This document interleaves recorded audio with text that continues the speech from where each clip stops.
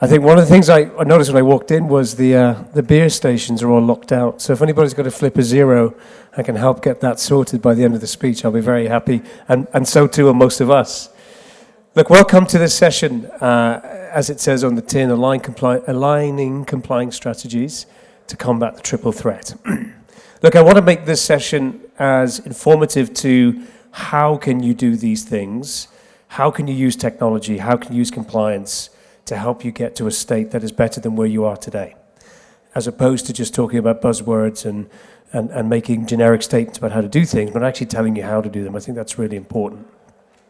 I'm not going to bore you too much with my history. This is year 23, I believe. I know I don't look that old, I appreciate that, in industry in total.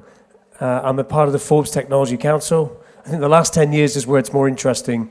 I spent the last 10 years building SOC teams, threat hunting, threat analysis, doing breach investigations for nuclear power stations, car manufacturers, and then doing a lot of sort of CISO advisory things. So I want to bring a lot of that experience, or as much as is relevant, to the conversation today.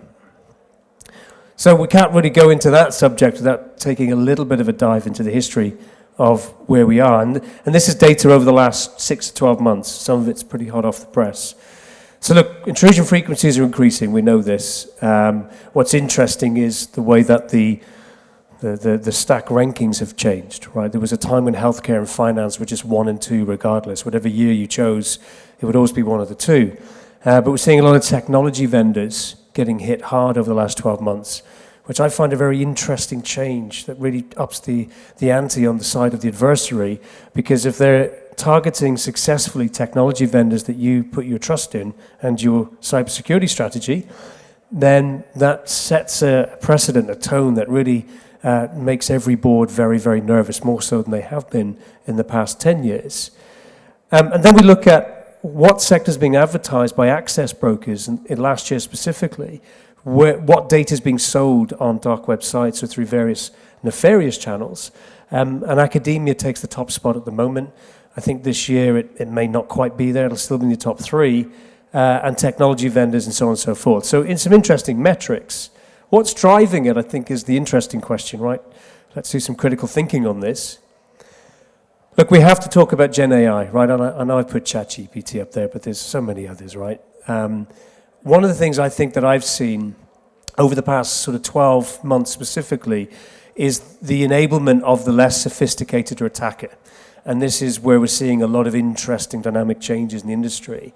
And, you know, it has been proven through various concept codes that these tools can be used from initial basic language questioning to building code to actually execution, purely using generative AI. So we know it's capable, we know it's possible, but actually what Gen AI allows these organizations that do look to attack your data and breach your organizations do is a lot more with a lot less, and be a lot more sophisticated without the need to actually understanding the very core elements of what they're doing back in the good old days, as I call them, you know, the good old adversary groups that could code everything from, you know, zero-day threats to kernel-level infiltrations, et cetera, et cetera.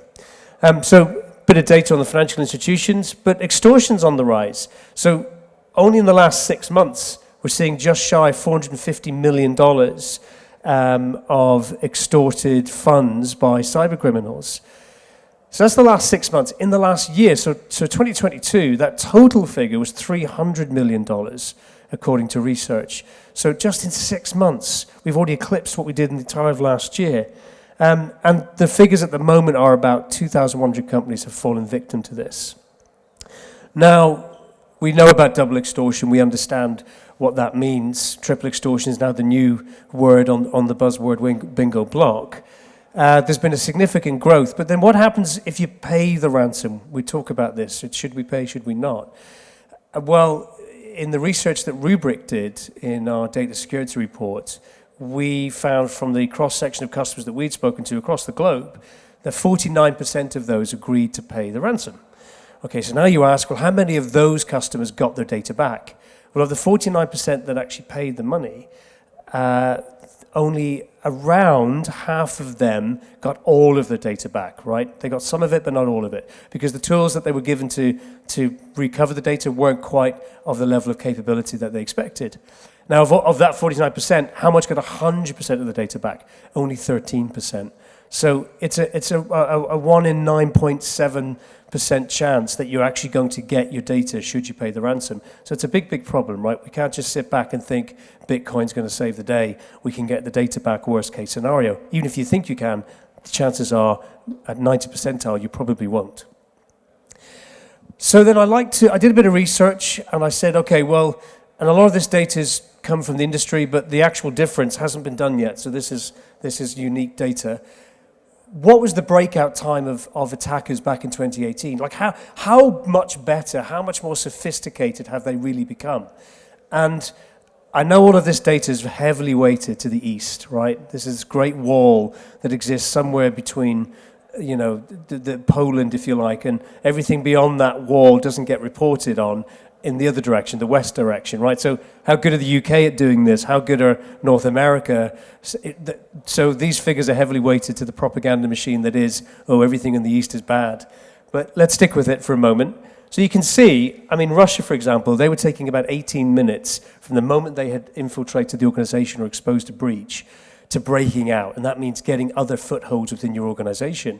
Now they're down to 5 minutes, okay? And that story repeats itself across the board. So it's quite concerning figures. They're getting faster, they're getting better, and I think that lends itself back to a lot of the generative AI capabilities, as well as some of the tool sets that were leaked back in the day from the NSA and so on and so forth. We're still seeing a lot of those NSA tools being used in today's breaches.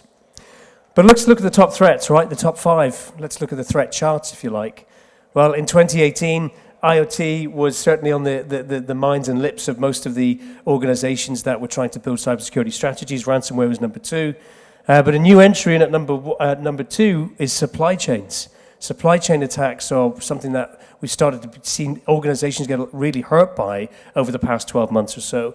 And you'll see in the course of the rest of this presentation, a lot of the regulation and framework mandates, thankfully, finally, have understood this and are building in things to help organizations get better at detecting and mitigating supply chain threats.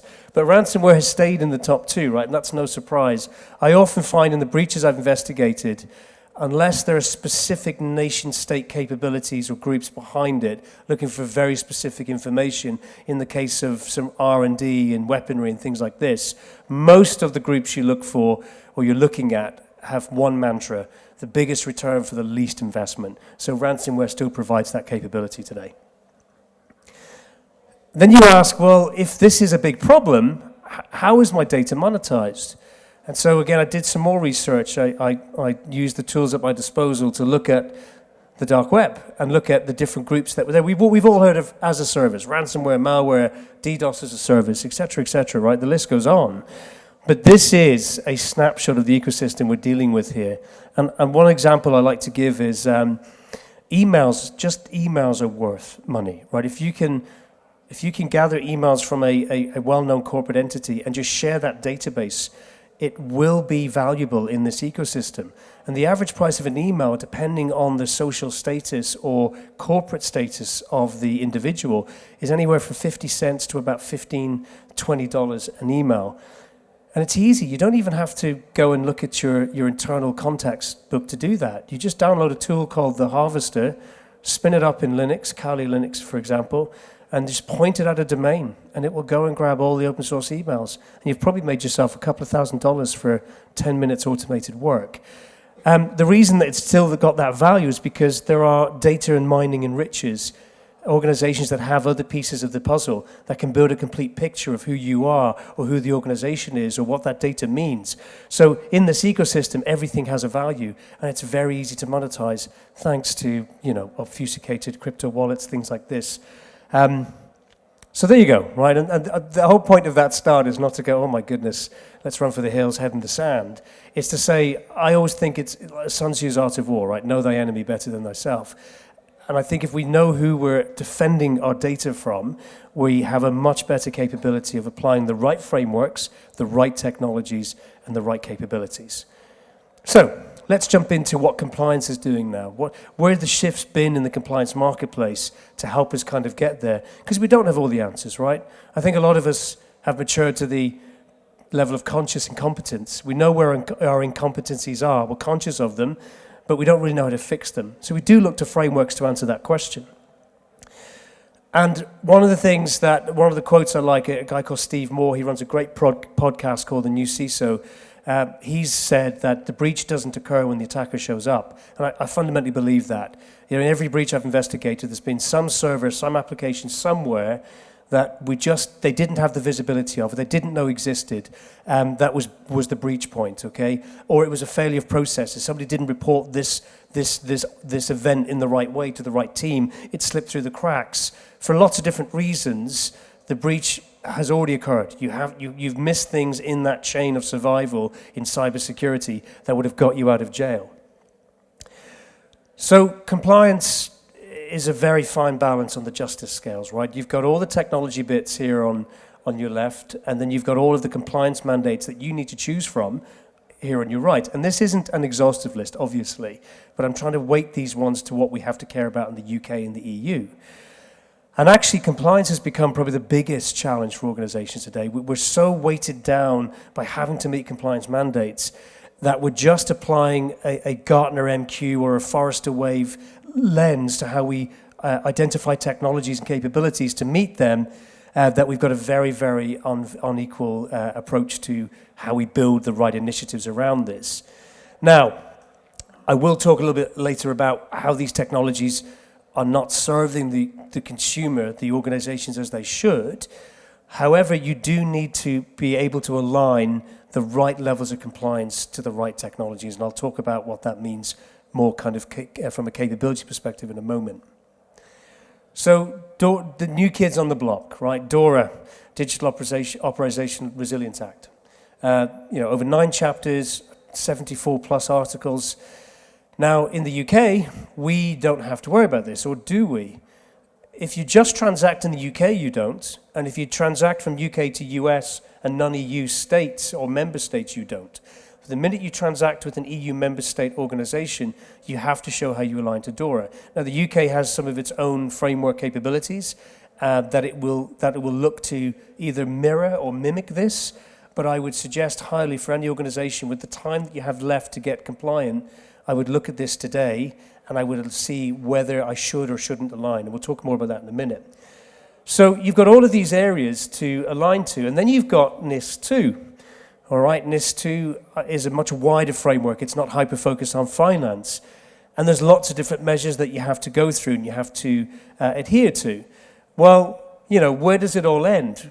Well, I think you look at the differences. There's actually a lot of similarities, right? NIST 2 is kind of a wider cybersecurity regulation, and DORA is more focused, as said, on finance. Now, there's not actually very many similarities between the two. If I look at sort of the 3 core things, one of them is incident management, incident response capabilities. One is how we share information amongst other member states and organizations, which I think is a very positive step forwards, because I still see a lot of siloed operations between industry verticals. Our data's secret. It's imperative to us. We don't want to share it because it could be a competitive weakness. That's not the case in cybersecurity. We know that. That's why we have threat intelligence capabilities, so on and so forth. But there isn't mandates to say you have to share things at the right point in the attack chain. And DORA and NIST 2 are there to solve this. But the one at the core, I think, is the one where I really want to focus some of the time here.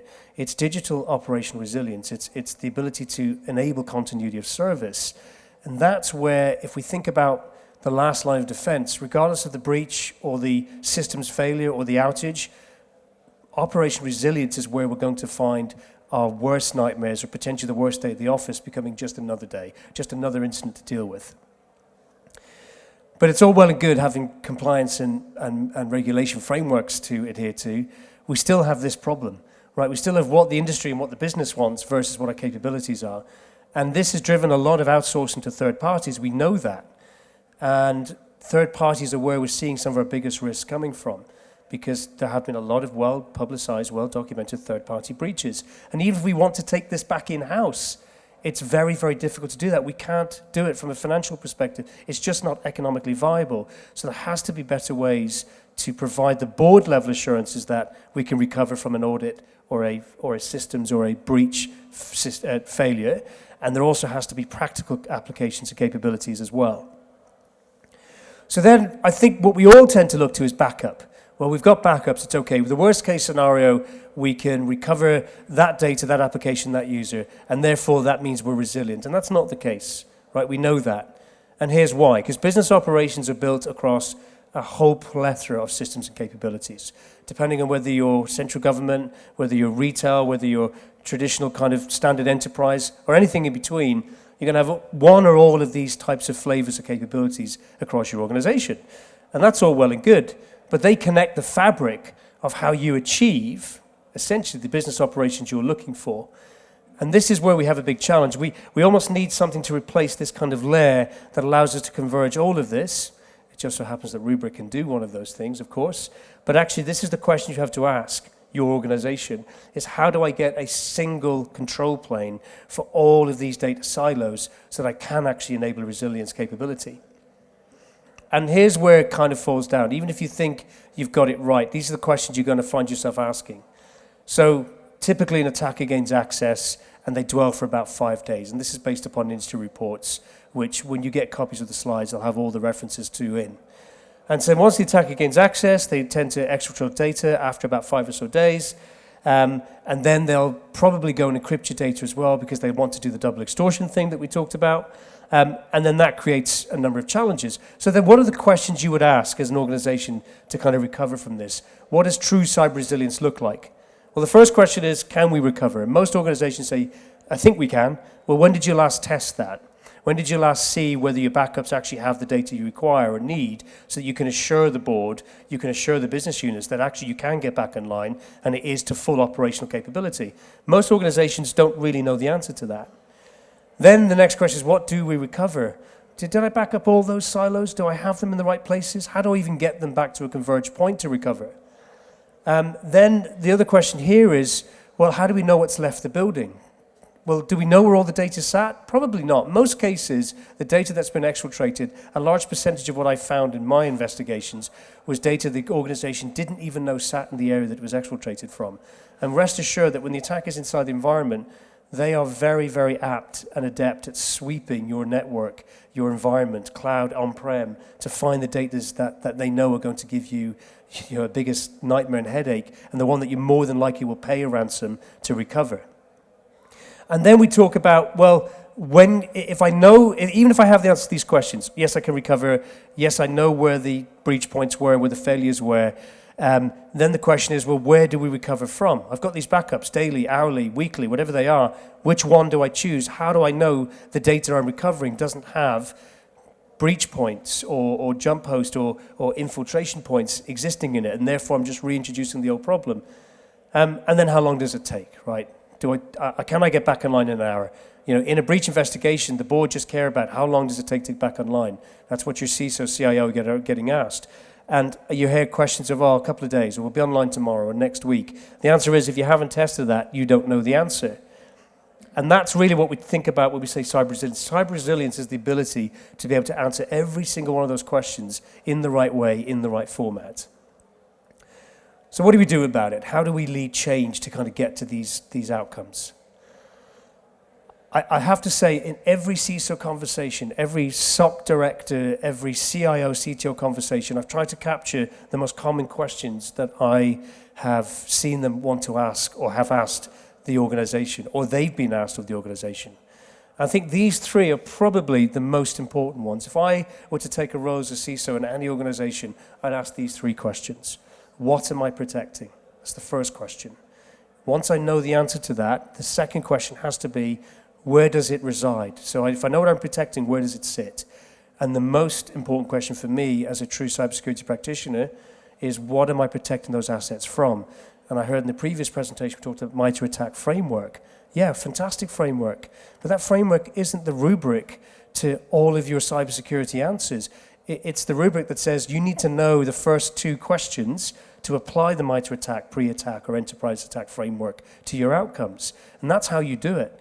You go and do some research on the types of APT groups that are targeting your data.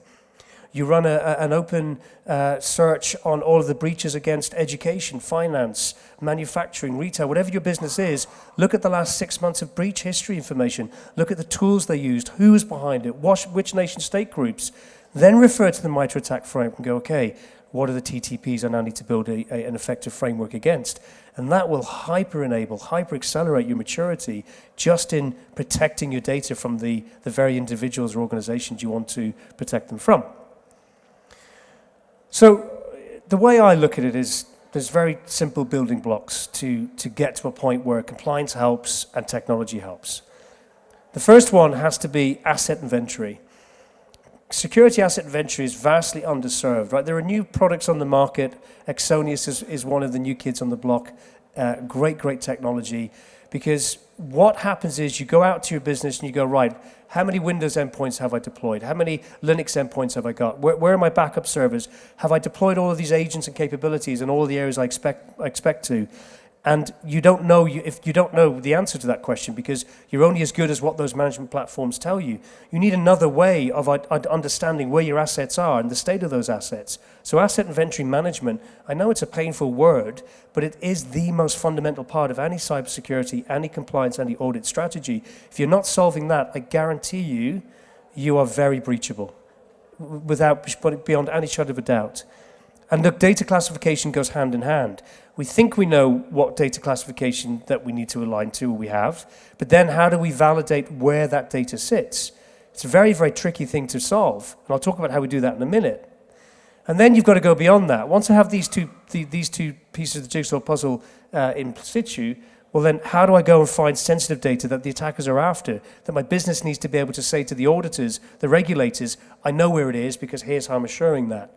And then the final piece is, let's weaponize the data that we have at rest.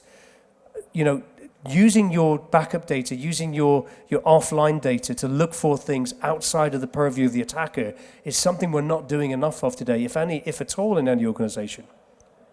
So doing this is not difficult. If you've got the data in the way that we're talking about you should, right, a converged capability, all the data sitting in one place, then let's ask questions of it. Let's map our data classification policy and see where we actually have gaps, where data sits where we didn't think it should sit. Let's look at assets and inventories in that data. Let's extract it before we start to have to worry about the breach occurring. Let's ask questions of the data about sensitive data. Let's say, right, I want to find out where passports, where national insurance numbers are, where product codes are. If you've got your backup of your data, if you're really securing your data in one place, you should be able to ask these questions of it and find sensitive data where you potentially shouldn't have found it, which allows you to update your security and control policies. And this is probably the most critical aspect. Why are we running malware analysis, ransomware, IOC analysis on live data? I'm not saying we shouldn't, and I know we should. Why are we doing this on data at rest? Why aren't we going back historically, 1 year, 2 years, 3 years? We know what IOCs are. We have file hashes. We have hashes of particular threat vectors. Let's go to the data at rest and find it. Find it before it becomes a big problem for our organization. And look, I think to kind of close out the talk, and I know I've covered a lot of different aspects, and I'm always happy, I'm up in the Rubrik stand to talk to you later about it, but this is kind of the problem, right? We've got the organization that sort of has to bridge this gap, right? You've got all of your endpoints and your capabilities, you've got all of the technologies on the right-hand side, and then you've got compliance which tries to bridge the gap but doesn't, and you've only got to get one of these things wrong to fall into the lap of the attacker, and we know that. So the whole point of this slide is not just to say, I told you so, isn't it a big problem? It's the gap really exists between both of these points. It's the technology from the vendor side to the capabilities that we're using in cloud and on-prem, or in the cloud from a SaaS perspective. We need to make sure these integrate better, right? One example of that is, if I'm looking for sensitive data and data at rest and I find it, well, what do I do with that? I mean, apart from writing a great report that says it sits there, how do I send control points to my technology stack to say, right, I found new sensitive data, I want to add it to a don't leave the building policy through an SASE technology, for example. Or I found an IOC, I want to push that into a breach attack simulation environment to go and actually find any more insidious parts of that threat in my live data. So this is where there's been a big challenge in the industry and for customers. Vendors have become far too siloed. There isn't enough integration between the two.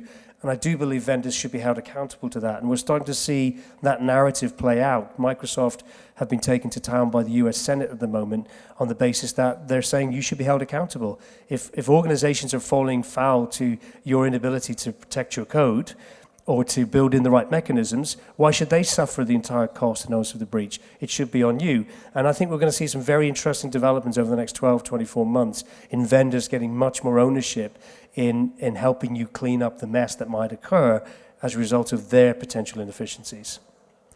So look, 3 simple steps I would suggest, although maybe not so based upon the content of this presentation, that you need to really take to find yourself not falling foul of the things I talked about, right?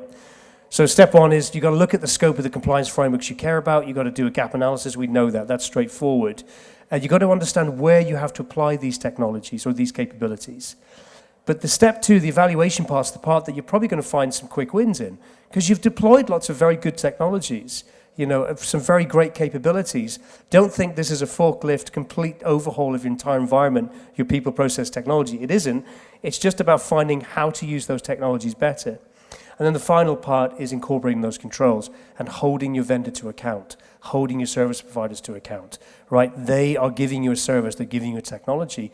Ask them how they're assuring the outcomes those technologies promised you you'd get the day that you signed on the dotted line, and ask, well, what do they do? What does Rubrik do if we get it wrong? What does Microsoft do if they get it wrong? Whoever the service provider is, ask them that question and make sure you get the answer you want, which is we'll go on the journey with you. We'll help you recover from whatever that issue was. We'll help provide your operational resilience and assurances. I think I probably talked far too much, and we've got about 2 minutes maybe for questions. So happy to open it out, or if not, I'll be upstairs, happy to talk about any of these points in more detail.